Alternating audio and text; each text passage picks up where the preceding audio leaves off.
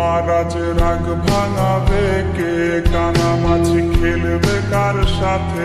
হঠাৎই লুকিয়ে এসে চোখ দুটো ধরবে তোমার কে?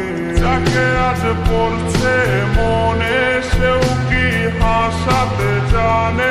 তোমার ওই চুল সরিয়ে সে বাসে ভালো আলতো পরশে।